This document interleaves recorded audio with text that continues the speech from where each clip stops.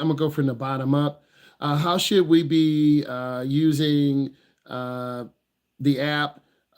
When you're done with driver's education, you're going to get a bunch of paperwork from the state, and they're going to tell you about the app. They're going to give you a paper log. Some people write it down. The app, you put in your email, all your information, and then you just hit start. And it will automatically record the hours. Remember, we're starting to be in a digital mindset, and every state is different. Eventually, you'll have your state test in a secure server. So, sorry, you should tell me. Okay, the first question is, should we be using the whatever app you feel comfortable with? You want to use an app that allows you to monitor your driving, become a good driver. And there are some apps out there if you want to try to get better insurance rates. It measures how hard you accelerate, how hard you stop. That's not for you as a beginning driver because you're going to slam brakes. You're going to hit the gas too hard. You're going to make jerky turns. That's a part of the learning process. And I think if your parents understand that, they're going to be more understanding, but every parent is different. Remember, I'm going from the bottom up. If you have questions, put those in.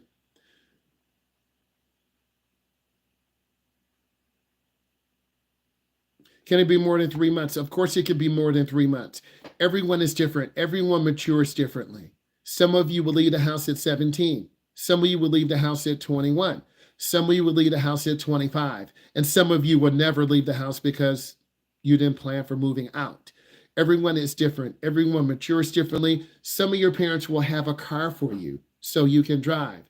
Some of your parents will say, you know what, we're too tired. We don't want to drive you right now. When your brother comes home from college, Mom, he won't come home until the summer. It's winter. Honey, we just don't have the time and you're too scary. Some of your parents will have that honest conversation with you.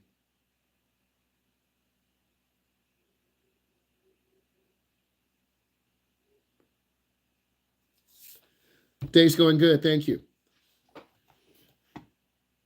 It's the final test time. You have 2 hours to take your state examination. Most kids finish in about an hour, hour 45. You have 2 hours. If you're not done within the 2 hours, then we have to collect the test, and then you have to make provisions to do the test at another time. So the state allows 2 hours. So yes, it is time. How do I know if I'm going too slow? Traffic will back up behind you and people will make a nasty face at you and they'll tailgate you and be mean to you. So if a lot of cars are passing you, you're probably moving too slow. The good thing about learning how to drive, and I'm thinking about this in a very pure way, the good thing about learning how to drive, the public will give you a thumbs up. Like for instance, several of my drivers who were driving this weekend, we got a thumbs up. My students were doing good. Or some people do a thumbs down. Or some people do the middle finger. Or some people cut us off. So you always want to be going with the flow of the traffic. And that will tell you, if you're too slow, you can get a ticket. If you're too fast, you can get a ticket. So you will learn to drive with the flow of the traffic. It's like you going from middle school to high school. You have a lot of classes. You got to walk with the flow in the hallway. You can't play with your friend at the locker and run across the school and expect to be on time. You're going to be late. And then your teacher's going to mark you late. Then after 10 or 15 tardies, you're going to lose credit. So if you are a middle school kid going to high school, it's a big adjustment. If you're a high school kid going to college, it's a big adjustment. If you're a regular kid doing an AP class, the understanding is you're going to have a paper once a week. You're going to have to do deep research. Okay, you're going to have to share and to defend your position. And the good thing is when you learn how to drive, you have to go with the flow of the traffic. What if the driver in front of me swerves across the lanes and I don't feel safe behind them? Change lanes. Keep more room. Back off. Whenever you don't feel safe, you don't have to stay in that dangerous situation. Back off, keep room. We're always in dangerous situations all the time. Maybe a driver is sleepy. Maybe they're on medication. Maybe they had a seizure, a panic attack. Last summer, a young person went through tropical smoothie. They were trying to put the car in park. They hit the brake instead of the gas. The car went through the window. So there's always a time people don't feel safe. Some people don't feel safe going into a roundabout. Some people don't feel safe making a left turn. Some people don't feel safe merging on an expressway. Some people don't feel safe going through a divergent diamond. You will learn this if your parents, your guardian, your older sister, brother takes you out in this environment. If they don't take you out, you won't learn and then you won't drive. And I'm saying this in a very honest and pure way. It's really up to your parents and you. What speed should I drive in snow? It depends on the speed limit, but you want to drive at a speed that is safe and reasonable for the conditions on the road. The state police officer told us this. We have something called the basic speed law. If the speed limit is 70 and the roads are really bad, you might have to drive at 10. You might have to drive at 20. So that's the biggest thing that I think beginner drivers don't understand. The speed limit is 70, but it's a snowstorm and we're driving at 10. Why is everyone driving so slow? So you have to learn this through experience, getting out there in the snow. I have been kicked out twice. I don't know, maybe your internet, no, it won't affect your attendance. Keep kicking yourself in. Some students who have really bad internet, loggy, poor router, you get kicked out all the time, but you were here when it started, so you should be okay. But it will register a red flag with the corporate. So I'm letting you know that. So if you're one of those kids who have really bad internet or you keep getting kicked out, your account will be red flagged. So I'm just letting you know. Why are snowplows putting sand instead of salt? It's a mixture of sand and salt because you want to have grip on the road. Some states only use sand. Some states only use salt. It's a mixture to give tires traction on the road. And it depends on the temperature of the road, the temperature of the air. If it snows at night, the temperature drops down. So we need salt to thin that ice out. If it's during the day, we might need a mixture of sand and salt to take that ice down and to give you traction. Good question. What do you do? What do you do to save yourself on ice? I don't understand. It's a typo. What do you do to save yourself on ice? Please retype that. Next. Do you press the brake down when you're skidding? Did you hear what the state police officer said? No, you do not press the brake down when you're skidding because that's going to make you skid even more. You lift your foot off the brake, you lift your foot off the gas, you steer where you want to go.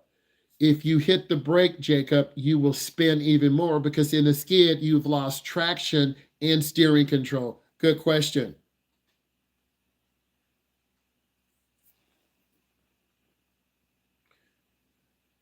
Can't turn left at some intersections. Always pay attention. Okay. How fast until your car gets hydro locked?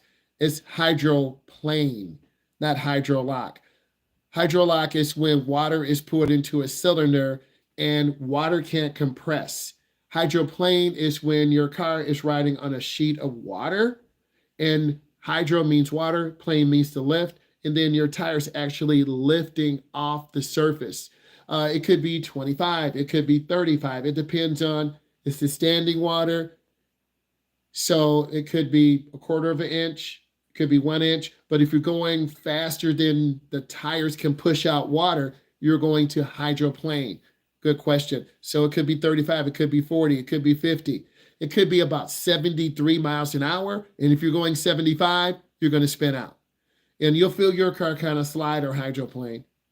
What do you do if you skid? Okay, if you skid, driving does take, I don't understand your question, Jillian. It's very confusing. Please retype it again. Always be honest. Thank you for telling me it's your makeup. Are all turns half rope median turns? No. Some turns are traditional left-hand turns where you have a unprotected light.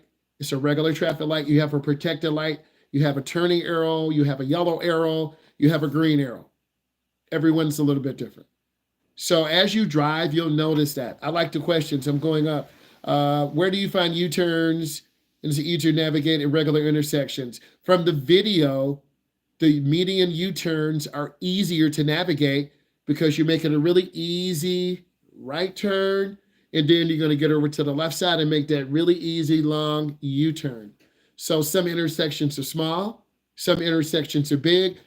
From the video we saw, he actually answered your question. It depends on how much traffic, how much volume, and then every state will make updates because, 5, 10, 20 years ago, they did not anticipate the growth from the city to the suburban areas. Some areas have growth. If you look on a Google map, you're going to see more high schools, more driving schools, more businesses. They have special roads to push traffic through, such as roundabouts. And that's what a lot of you see at certain roads. You see more roundabouts. That's a good question. Why do some? Because to push more traffic through, if we have the median left turn, it's safer, it saves fuel, it saves time. If at an intersection it's a 30 car backup, you're losing time, it's more dangerous. So there are traffic studies that go on all the time. Will we practice roundabouts? Yes, we incorporate roundabouts anytime we can to make you better drivers. What is an angle crash? Someone hit you in your door. You're making a left turn, you get hit in your front and rear door. That's called a T-bone crash. Those are deadly. Your car's going to flip. You're going to be pushed into a light pole. You're going to look at my videos. You're going to set up for a coaching call with me, and you're going to click on my stand store. So set up a coaching call. Keep listening, and then set up a coaching call. Give this thing a thumbs up. So T-bone crashes are very dangerous. Your car is going to get hit. The car is going to smash in the driver's side door, passenger door, and that's when people usually get crashed. The car flips over, and then you're up on a telephone pole, and that's really dangerous. We already talked about getting kicked out. We asked questions about the median U-turn. It allows traffic to go through faster, less chance of accident, more efficient, and then once you make the turn, the platoon of drivers come together, and it's more efficient. Left turns, it takes time. You got to wait for traffic to clear. You might have to wait till the light turns yellow. You're in the intersection, light might turn red for you, green for the cross traffic. So if you're behind cars at a left turn, you're not at a very efficient left-hand turn crossing, but there's still some. I like the questions. We talked about the videos. Most of them are public knowledge. How often do we have these? It depends on the weather. Weather is very different. Hello, how you doing? Weather is very different, and get used to the weather report, but a lot of you won't do that. What is the highest water level? They talked about that in the video, maybe 2 inches, 3 inches. It seems very trivial, but you can lose control. And you'll see that on the road, and then you're going to have to make a decision. If the road is overflowing with water, you're going to make a decision. Am I not going to go? For instance, there were several floods several years ago in the metro area. Some people did not make it through. Their car got stuck in the water. And now you're going to have to pay $250 for a company to come in and tow your car out. Now there's water damage in your car, mildew, electrical shorts, your motor has sucked in water, and that's when you get the hydro lock. So if you think your car's indestructible, you're going to go through water and it's going to die, and then you could drown in your car. I'm not going to drown. Then you let your window down, you climb out, then water comes in your car. So if you don't believe me, you can Google. It happened a couple years ago. How deep? We already talked about the water. They showed it on the video. How much water is too much? Over 3 or 4 inches. How many driving hours do I need before segment 2? We talked about that, 30 hours in 3 months. You've got to go to Secretary of State and get that documented. Can we get our permit the day of written test? No. You have to have your hours done. You got to have 6 hours of driving. You got to have 24 hours of class, 4 hours of observation. Your instructor will turn in your driving card to the office. Your test has to be done. Some of you are here for a makeup. So obviously you won't be getting your certificate on time. Once it's turned in, the driver's ed company will go through the whole process. Every state is different. And then you'll get emailed a digital certificate. Some driving schools give out the green digital, the green paper permit. Every school is different. Every state is different.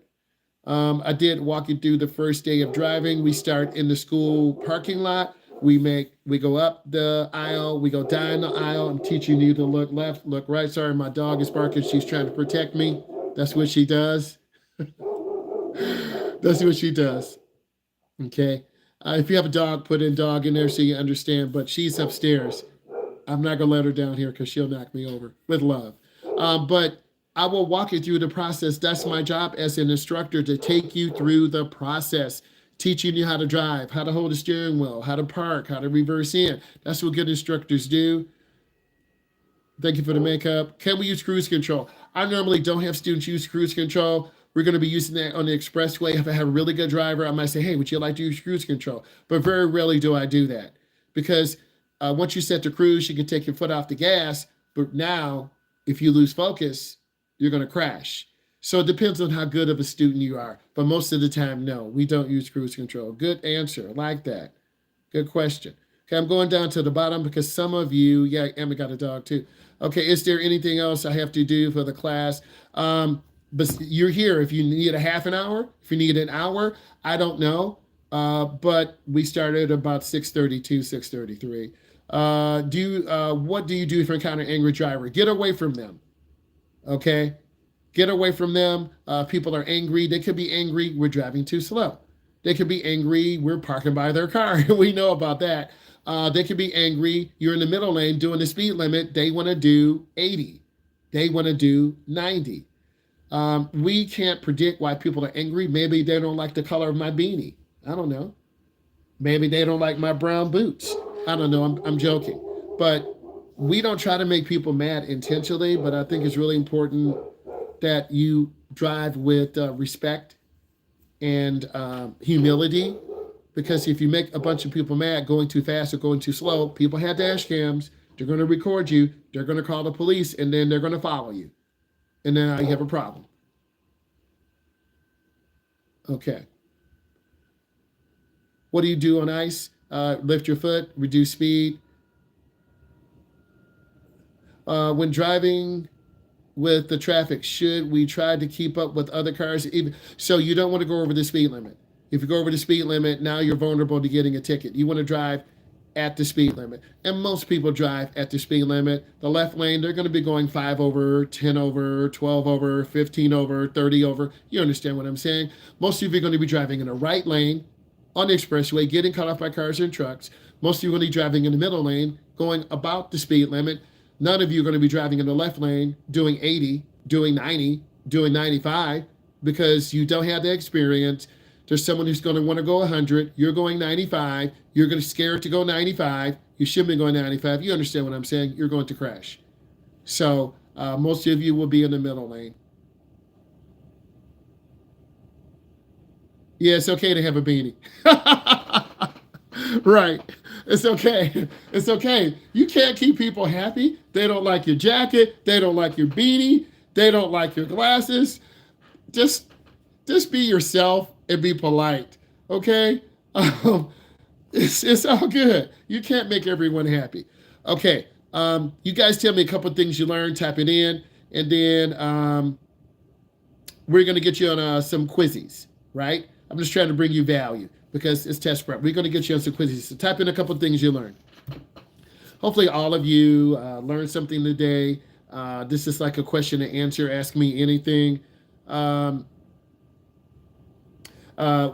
are live. We're on 5 different social media platforms right now. So we're asking questions. I'm transmitting on 5 different platforms right now because I have the capabilities. And you know, we're on everywhere.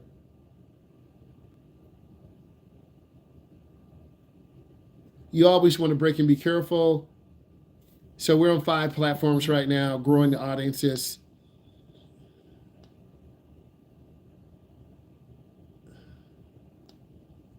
I'm looking back. I do help someone with the knowledge test. I have a stand store, so you need to go in and download that. It's I think it's $20. To set up a coaching call to me is $30. Why should you do this? I'm a state certified driving instructor. I teach adults and teens. I prepare people for the road test, adults and teens, and I'm bringing you value.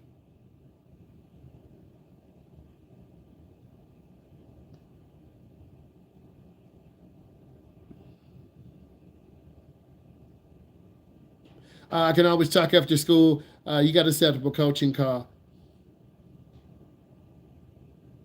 I'm from the United States. I'm from the Midwest.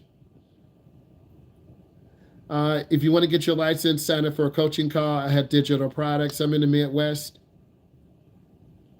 I'm doing pretty good. How are you? Okay, guys, I want to say thank you. Look at my content. If you want to reach out, click the link. You'll see all the information.